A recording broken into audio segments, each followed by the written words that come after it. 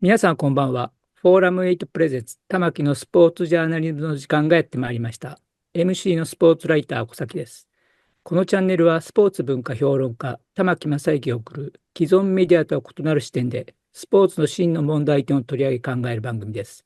コメンテーターの玉木正之さんです。よろしくお願いします。はい、よろしくお願いします。はい、お願いします。今回は3回連続して、はい、トランプ、プーチン、習近平の力の世界、要するにはい、もう力が正義であるというん、うような言われた世界の中で、オリンピックの平和の祭典はどこまで意義があるのかとうん、いうようなことを中心に考えてきたんですけれども、はい、残念なことに今回喋るのは日本のスポーツ界のことで、はい、まあ、札幌の冬季オリンピック、これほとんどはっきり言って決まっていたと言ってもいいぐらい う IOC にん、認知されていたにもかかわらず逃がしちゃったわけですね。フランはい、スの大会に。で、それに続いて、この日本のボブスレー協会が、ミラノ・コルチナ冬季オリンピックに、選手を派遣することができなくなったと。なぜできなくなったかって言ったら、このボブスレーは、二人乗りだけしかしないから、二人乗りの世界の、でポイント取ってりゃいいんだと思っていたら、4人乗りとの合計のポイントで出られる国を決めるというふうにルールが変わっていたんですね。それをはい、日本ボブスレー、龍獣スケルトン協会の人たちは、それを何と言ったらいいんでしょう。見逃していたというか、ミ解スしたん釈をですね。誤ったっ解釈を。ていうそれで感じ。選手が全く出られなくなってしまったという。こんなことでいいのかなと思ったんですけど、よーく話を、ニュースなんかでもね、よーく話を聞かないと、ちょっと理解できなかった。なんで何をしたのっていうのがね。ところが、日本の報道ではそれで終わって、おまけにボブスレー協会の人たちも、ごめんなさい、悪いことしてしまった。で、それで終わって、で、JOC の人もすいません、橋本会長も、すいませんで謝って、なんで JOC が謝るのかなって思ったりしたんですけども、これ日本のスポーツ界はむちゃくちゃちゃうかなと思っていたら、どうも春日さんも同じような考えというよりももっと怒っておられるというか、そんなことが思いましたんで、今日もまたゲストに春日さんをお招きして、日本のスポーツ界ちょっとおかしいんじゃないかといううん。話をしたいと思います。春日さん、よろしくお願いします。よろしくお願いします。お願いします。今ちょっと喋ったボブスレーの話で、こういう感じでよろしいんですかね。まあ、私もその日本オリンピック委員会の事務局にいましたんで、はい。そのエントリー、オリンピックエントリーっていうのがいかに重要なものかっていうのは身に染オリンピみてックにアスリートが出場するための、うん、要するになんとか手続きですね。そうですね。それを JOC がやるわけですね。そうです。唯一、その各国のオリンピック委員会がオリンピック選手を派遣する権利があるわけですよね。はいはい。だから、そのオリンピック委員会がやるんですが、まあ、はい。そのオリンピック委員会が選手を持ってるわけではないので、はい。その承認された加盟競技団体がその競技に対しては責任を持って推薦してきた選はい。手を認めて、そのうん。認められた選手をエントリーするわけですね。あそのエントリーっていうのは大体ナショナルエントリーっていうのが2ヶ月前で、その個はい。人エントリーっていうのは、まあ、ちょっと今ちょっと違うかもしれないですけど、はい。2週間前、大会2週間前までにその名前とかデータを全部入れなきゃいけないんですよ、選手団。だはい。から、まあ、夏とかだと400とか、で、冬でもまあ100、200っていう選手の、もう細かいデータを間違いなく入れなきゃいけない。で、そのこれで一時、細かいデータというのは名前と、まあ、名前、生年月日、まあ、パスポートナンバーとか、あと身長、体重、それから出る種目ですね。出るはいはい。種目、まあ、これ一番大事。で、はい。そういうものですね、大体。それを入れます。で、それを、うん。パソコンみたいなので、まあ、私の時代はタイプライタなんかタイプ。ー。だからそれちょっと間違えたら大変です。ああ、で、これ間それ間違違えただけ出れませんから。間違えただけで、例えば名前を、一時、アルフうん。ァベットを間違えたうん。だけでも、やっぱりそれはダメになってしまうの。ダメになります。だああ、からそうです。もう、それだから、我々にとってはもうすごい仕事なんです、それがね。あだからもうあ、これ間違えちゃいけない。これもううん、選手のためにもううん。何回もダブルチェックして何はい、人も見はい、て、それで出すみたいな。まあ一応それで日本のオリンピック委員会は信頼を得てます。必ずもうパーフェクトなエントリーずっとしてきたから、今まで。はい。だからそれが誇りでもあったんですけど、だからそういう中から見ると、今回の件は全く、まあ、びっくりしたっていうのは、我々がエントリーする、JOC がエントリーする前の段階なんですよ、それ。はい。だから選競技手を選ぶ団体、ためはい、の条件だから、はい、そはい。こはJOC タッチできませんから、その競技団体うん、も責任持つしかないとこなんはい、で、はい、はで、い。そのために、じゃあ、今、オリンピックの、参加資格っていうのは非常に細かくなってます。はい。で、これをまあそうですね。大体2年前ですね、大会の2年前に IOC と各競技の、統括する国際競技連盟が話し合って合意して決めるんですよ。で、どのそれ、大会でうん、何ポイント取るとか、うん、そういうポイントの最終ランキングで何枠までオリンピック出れはい、ますよっていうになりますんで、うん、それも大体2ヶ月前、2年前に出るんだけど、それも今回のボブスレーについては2月、2024年の2月に出たんですね。はい、で、その時にさっき玉木さんおっしゃったように、今までは2人乗りだったら2人乗りのポイントでよかったんだけど、うん、2人乗りに出るためにも、その中のパイロットポイントっていうのがあって、4人乗りに出ないとそれ取れないんで、4人乗うん。りも出てなきゃいけないって規則に変わったんですね。それはそうなんか文書かなんかでそういうのが来るわうん、まずはけですよね。その IF の会議があって決める。はい、で、はい、それは当然 IF から全部メールとかはい、広報で流れます。それぞはい、れの、はい、加盟競技団体にね。はい。で、それを見てどうやってこれから遠征計画立てるかっていうのが普通の流れうん、です。でもそうん、れをなんか今まで通りだって勝手にその解釈の誤りっていうよりも勝手にそれを理解しないでそのまま今まで通りだと思ってうそれでやってん。きたっていうことなんですよ。直前までどっかそで気がつく。れでも、理解しないでって今おっしゃったけれども、うんそれは読まないでっていうことになるんですかね、もまあ、情報を取ってないってことだと思います。う。は情報を取ってないし、そんなのもう決まってるからって頭あ、でもはい、はい、これはね、ちょっとはい。僕も考えられないっていうのは、よくその評論家の人が弱小団体だったからとか、レーはい、サーにはい。でも、うん。例えば、まあ実際ボブスレー50人しか競技人口なくはい、て、はい。で、うん。まあ、いわゆる10人ぐらいしか、はい。スタッフいないとかね。うん、これね、逆でね、うん、そんな小さいとこがもうオリンピック出ること命がけなわけですよ。うん、だからそのオリンピック出るための条件ってのはもうね、事務局なんかもう必死なわけですはずなの。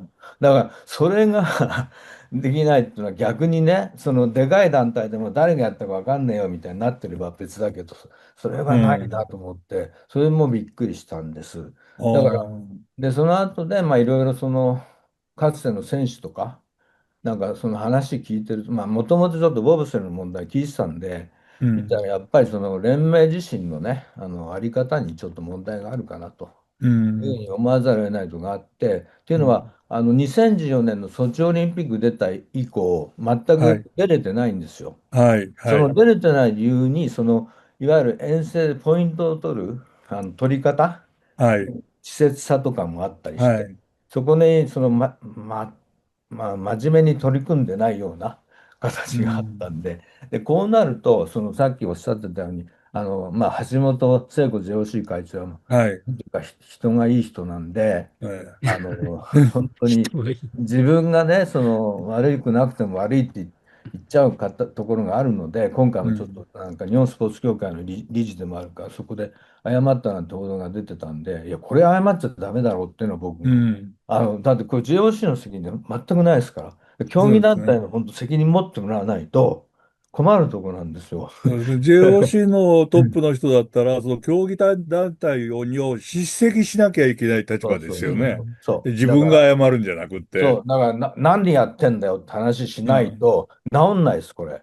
そうですね。それでね、追求してったらね、そのボブスレー連盟の会長っていうのがね、北野さんって方なんだけど、うん。いわゆる北野建設はい。のあ、社はい長なんではいはいすけど、はい。で、ね。この北野建設はすごい日本のスポーツ、冬季スポーツにすごいスキーのあ長年れですよ貢ね。はい。献してる、はい。まあ、選手も持ってらっしゃるんでうはい。すけど、ん。そういう人なんです。で、それが、その彼が、まあ、JOC の副会長もやってるんですよ。ああ。だからね、これはね、ちゃんとその北野さん責任取んないと、うん。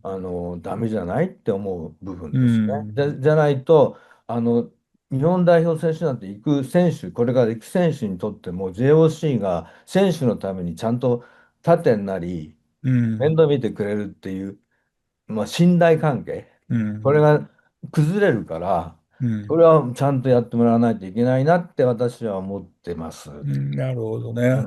うん、で、ボまあ、ブスレーっていうのは他の競技からも出たいなっていうような、うん、選手が出るぐらいの競技で、うん、ね、夏の競技の、例えばハンマー投げであるとか、円盤投げであるとか、あるいは重量挙げであるとか、そういう選手からの、なんていうか、ラブコールのようなものもあるような競技ですよね。そうですね、実際今回の高選手のはい。方は、あれですよね、陸上でも成績残している方ですああ、し、やっぱりね。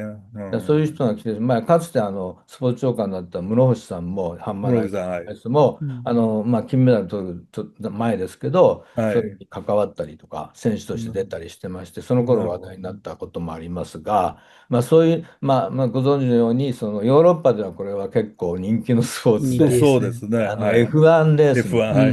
でん。ソリも結局 F1 の自動車、うん。車作るはい。ときの技術が応用されるので、これは空気抵抗ですね。はい。はい、それから車体、ボディのね、カーボンモノコキャタックででボディですね。きてるんです。質とはい。かね、あうん。と舵とかね、うん。あるんですけど、そういうので、だから私も知り合いのモナコの今王うん。様アルベール王皇后が、かつてボブスレーの選手あで、あ、IOC の、選手委員会に入ってこられたんですけなるど、ほど。だからうん。そういう、まあ、まあ、モナコでも人気だし、めちゃくうん。ちゃすごい、ステータスの高いスポーツうん。なんだけど、うん。でそれがこういうふうになってるというのはちょっと、本当残念だなと思って。まあね、日本でも町工場の人たちが頑張ってるというのがニューそうそう、スになったりとか、でもあれをさ、日本代表は使わないんですよ。そうですね。そう、これ、で、イタリあれなんでかアかなって。なんかなんで。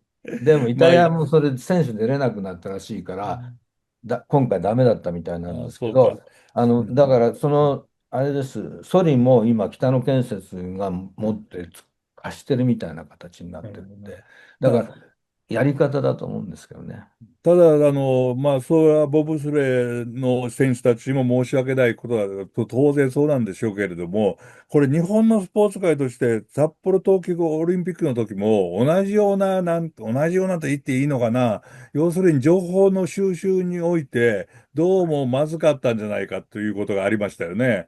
このオリンピックそうのね。開催都市をいや決めるにあたって、はい。IOC とどのように協議をしていって進めていったらいいのかっていうのが全然違うんじゃないのっていうような方向で、そのうん。市長も、あるいはその招致運動をしている人たちも、何か今までのに立候補して手を挙げてこんなにいいですよなんていうのを言えばいいと思ってやっていたのかどうなのかっていうのが、すごくこう、なんていうか、おかしく思ったんですよね。だからこれ、日本のスポーツ界自体が、スポーツに対する考えがどうなってるのか、国際的にまあ、うん。甘いんですかね。いや、まあ、今ボブスレーの今回の問題と、はい。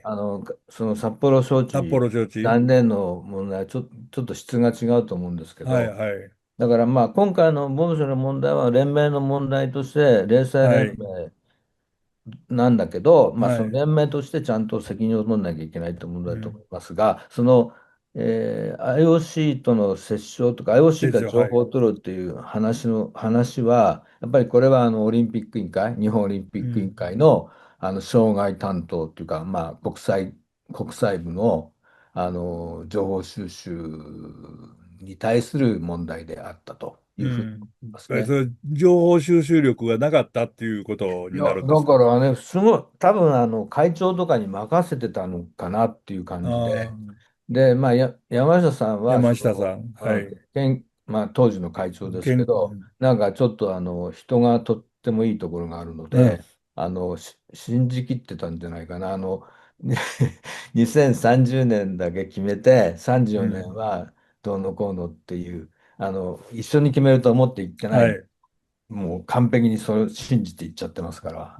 だからそこで、もう申し訳ないけど、非常に私から見ると、まあ、障害、いわゆる IOC との折衝、うん。IOC とのつながりっていうのを、常日頃からやってないとならないとこですよ。で、うん。あの時の2030年と34年一緒に決めるっていう、そういう情報っていうのは、これはね、最も、トップの情報だから、はい。いつも肌感覚で合ってないと伝わってうん。こないんですよね。だからなるそういうもほどね。のが、まあ、できてなかったのかなっていうふうには思いますよね。ただまあそういう、なんて言いますか、インターナショナルな、まあ、付き合いとでも言いますか、うそのん。あたりが、例えばスキーのジャンプのルール変更であるとか、スキーウェアの問題であるとうん。うか、ん。で、なんかルール変更なんかで、よく問題になってきますよね。このあたり、日本のスポーツ界は、国際的なその動きっていうのはやっぱり下手なんですかね。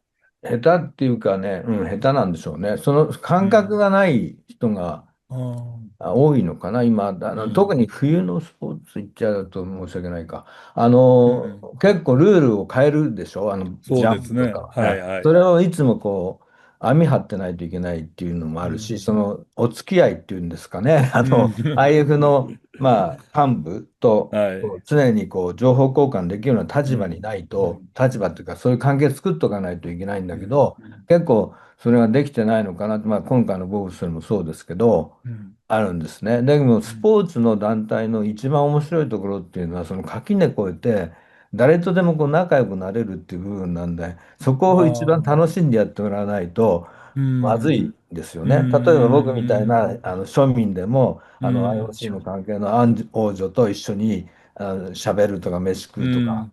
平気でできるわけじゃないですなるか。ほど。モナコのはい。王子とも肩組んで何とかするとか、うアラブのん。王様から電話かかってきてすぐ置いてこいったのを断るとか、なんかうん。そういうの平等にできると、のがスポーツなんだけど、その感覚でずっとそういう国際交流うもん。の伝統を築けてきてないかったのかなっていう感じあするんであ。すよね。だからそれがないと情報入んないんですよね。なるほどね。今のお話は非常に面白く私聞いたんですけども、やっぱりなんか官僚的なところがちょっと違う方向に向かっているのかなというか、あ、なるほど。もうちょっとスポーツ好きの動き方があるんじゃないかなという気があ、なるほど。しましたね。今のお話聞いていあ、て。なるほど。というのは、うん、J リーグが生まれた時にね、うん、まあ、J リーグが生まれる前の、サッカーチームっていうのはほとんど親会社があってうん、企業スポーツの形でしたよね。そうでそれで すね。J リーグができた時に、それでも企業スポーツの、なんて言いますか、体質が抜けきらないチームがいくつかあって、なるほど。そのチームが消えていくというような動きなるほど。も出ましたね。なるそんなほど。中で例えば浦和レッズなんかは、もう親会社から来た人でも、サッカーが好きだからといって、親会社辞めて、うん、浦和レッズの社員になって、サッカーの、なんとか仕事をするうん、というふうに変わっていったっていう、そういうチームなんかもあったわけですね。そそうです。のあたりがなんかスポーツで働いている人たち、日うん。本でスポーツで働いている人たちが、スポーツで働くんじゃなくって、なんか、国の公務員として働いていて、ああ、なる偶然スほど。ポーツをやってるだけだってあいう、その辺の感覚があるのかなって気がしますね。なるほど。それどうです鋭いかか？もしれない。なんかいわゆるね、この前ちょっとゼロ種の幹部の人と会った時聞いたけど、えなんか久しぶりにその人が帰ったんですけえ、ど、えなんかすごい固い組織になってるっていうような、硬い組織に、硬い。なってしまったみたないな。ってしまった、だかなってきた。らなんか自由な雰囲気がないみたいな。だからそれおっしゃるああ、官僚的ってとこじゃないかなと思って、なるほどうん、だね。からやっぱりスポーツ団体ってね、そういう自由さがないとね、うやってらんん。ないですよね、安い月給でね。うん。もうそこは好きなだけでやってるわけうん、だから。なるほど。そういうとこあんのかなって今、なんか玉木さんの指摘で思っいや、たりして。僕は春日さんの話聞いていて、そんなことを思ったんですけれうども、同ん。時に、ジャーナリストにもそういう感覚があるのかなという気がして、あ、なるほどね。スポーツの担当になあると、どうもランキングが落ちたような感じになって、あり一ますね。番、なんか政治記者が一番偉くって、経済記者がその次ぐらいで、文化部の記者が専門家としていて、自分はスポーツの記者だとなってしまったと。まあうん。古い話ですけど、私の師匠にあたる佐世実さんなんかが、仕事をされていた時なんかには、スポーツ新聞にいると、普通の一般紙の試験を落ちた連中が来て、みんなスポーツを逆にバカにして、上から見ている感じがあったというなるほどな。ようなことをおっしゃってたのを思い出しましたね。うですからん。日本のなんかスポーツに対する理解がうまく進まないっていうのを、その辺にあるのかなっていうような感じがしますね。なるほどね。だからやっぱり理念っていうかね、スポーツの理念っていうか、オリンうん。ピズムならオリンピズムっていうのをちゃんと伝えていくっていう、そういう使命感に燃えて仕事してもらえば変わってくるんだとそう思うんですけですね。ど、例えば上から補助金もらってるところに対してちゃんとしなきゃいけないから仕事しますみたいになってると、そうですね。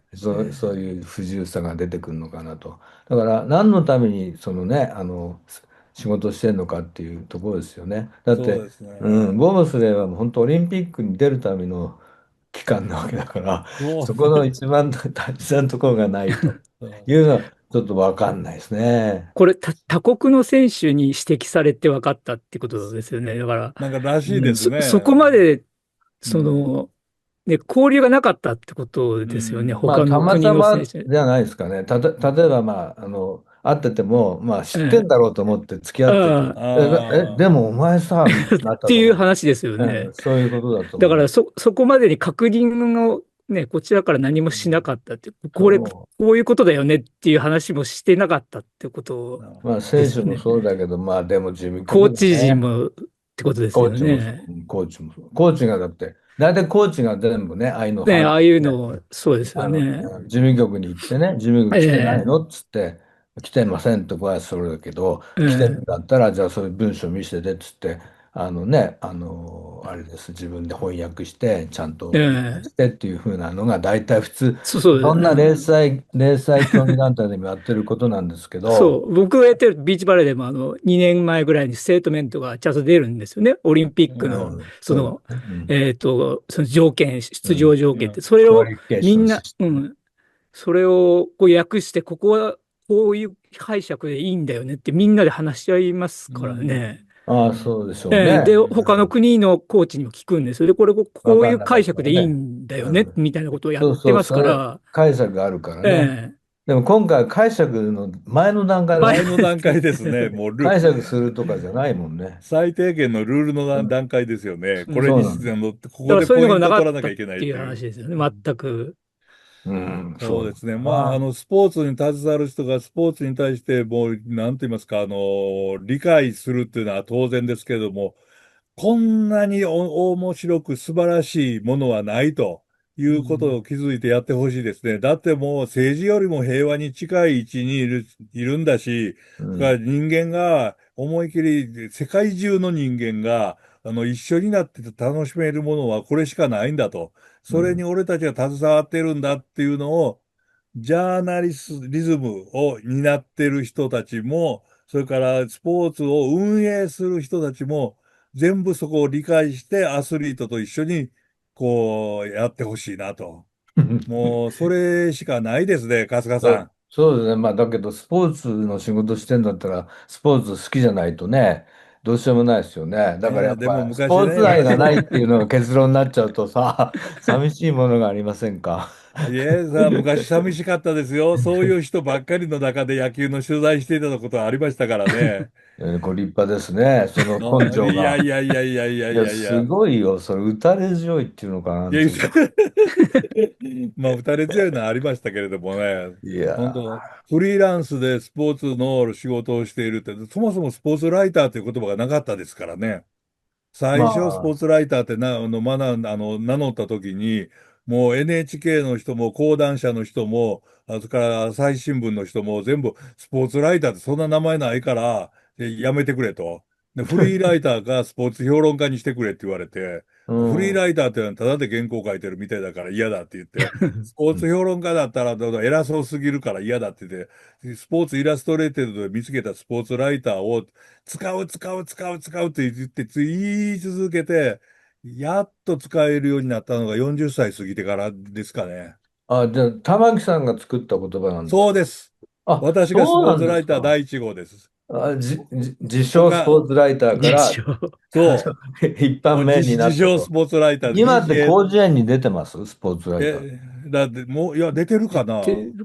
聞いたことうん。ないな。あ、そうですか。35歳ぐらいの時に発見して、うそれかん。らずっと喋りスポーツライターって言い始めて、やっと世間に認められたのは、他の人が使ってくれたからですね。うん。増田明美さんとか、それから青島健太さんもそうだったけれども、うん。その人たちがどっかで見たのかどうかわかんないけども、やっと見つけてくれてた。ただ私は、スポーツライターっていう言葉を、あのあれですけどね、メトロポリタン歌劇場の、あれ、パンフレットなんかにもスポーツライターで書きましたからね。あれ、うん。あれスポーツ文化評論家じゃないんですね、その時は。それを名乗り始めたのは3年前ぐらいです。新しいですね。他の人がつか、自分の肩書きにしていったら、私はだんだん逃げたい人間なので、スポーうん。ツ文化評論家って。って言ったら、スポーツと文化評論家と分けて見られるのが多いんですよね。うん。スポーツ文化じゃなくって。だからうん。カルチャーとしてのスポーツを理解してもらえないっていう。だからまあ、そうです。その辺、これまでもう半世紀頑張ってきたので、おこれからお。はもう、とにかくオリンピックでの平和と、それと、日本のマスメディアがスポーツから手を引く二手を引く。つを頑張りたいと思いそのます。手を引くっていうのは書くのはいいんですよね。報道するのは。いや、もうジャーナリズムはいいですよ。全うん。く。その主催しないっていう。メディアが主催をするとか、所有すだかるですね。ら主催する場合はオリンピック休戦を広めてくださいっていうね。そういう条件をああ、つけると。ディールを行うん、えと。理由をしてください。やってみましょう。それじゃあ。すいませんけど。ということで、3回連続して、すいません、なんいろいかまとろありがとうござまりがなく。いました。また、この東京オリンピックがどのように進むかもわからないし、休戦協定がどのようにして、破られるのかもうわかりませんけうん。れども、その辺はい。ゆっくり見て、また出ていただきたいと思います。一応、ミラノ・コルチナオリンピッはい。クの関係で、ミラノオリンピック、コルチナを通して、いわゆるトランプ、プーチン、習近平、いはい。わゆる地政学もちょっと紐解こうっていう連載を日刊現代の方で毎日はい。書くことになったんで、ああ、そうですか。それはそれはぜひとも。お、2月の、2月の頭から、毎日書かなきゃいけないんですけど、まああ、そうですか。オリン何日か。ピックに合わせてと。そうですね。だかあら、私が書くんで、いわゆるそれは何個メダ頑張ってください。ル取ったかって話じゃないんで頑張っていやいやいやいや、うん、僕、それちょっとは頑張ってい頑張ってただきたい。みたいので、また、はい。それで玉木さんに声かけていたああ、だきいやいやいや、と思いわかます。りました。これかえらも、笠子さん、よろしくお願いします。こちらお願いこそ、します。よろし私をく、ご支援のほどおしてくれ願いいたたします。し、ありがとうございまどうもす。ありがとうございました。3どうも、回連続で。あり失礼いたしがとうございます。ます。はい。皆さんご覧いただきありがとうございました。次回のフォーラム8プレゼンツ、たばきのスポーツジャーナリズムを楽しみにしていてください。それでは皆さん、次のエピソードでお会いしましょう。さようなら。さよなら。失礼します。